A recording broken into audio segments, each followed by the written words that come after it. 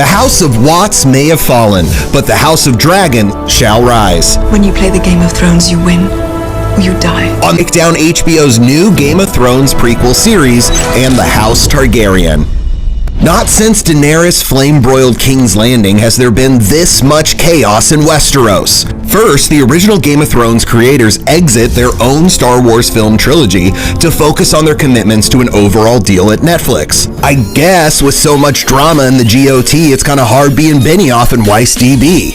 Please, it's the only thing I ever wanted. Then the Jane Goldman-created Naomi Watts starring prequel set thousands of years before Thrones got Ned Starked when we least expected it. HBO has declined to comment about why they would not move forward with the series. You'll hold your tongue unless you want to lose it. There were reportedly several other Thrones spin-offs in the works, but HBO's latest Red Wedding leaves only the George R.R. Martin co-created House of the Dragon standing, with a straight-to-series 10-episode order. You trying to frighten me with magic tricks? In November 2018, Martin published Fire and Blood, the first half of his 2-volume history of that wild and woolly Targaryen family that has given us the Mad Queen, the Mad King, the Last Dragon, and Old Golden Dome. A crown for a king.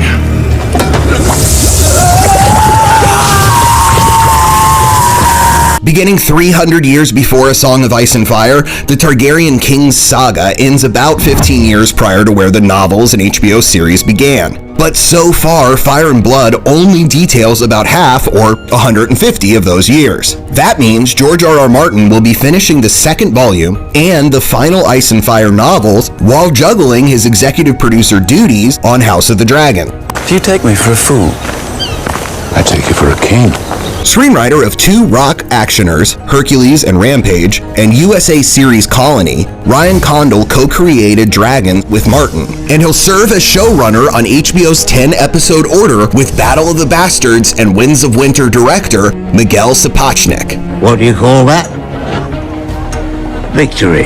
The Fire and Blood book is a mix of novel-length and paragraph-long stories covering a century-and-a-half period. So House of the Dragon has more than enough history to pull from, and likely it'll begin with Aegon I's conquest of Westeros. We'll find out soon enough. The family rules for generations before Rhaenyra challenges half-brother Aegon II's claim to the Iron Throne, sparking a civil war called the Dance of Dragons that devastated Westeros and the House Targaryen. And that leads us right up to where we first meet Dany and Viserys in Game of Thrones. When they write the history of my reign, sweet sister, they will say it began today. No release date has been announced, although new expanded streaming service HBO Max revealed its May 2020 launch at the same event. So that could be a perfect time for House of the Dragon. But it's unlikely that we'll see the otherwise uncast and unstaffed series prior to 2021. The people are hungry for more than just food. They crave distractions. And if we don't provide them, they'll create their own.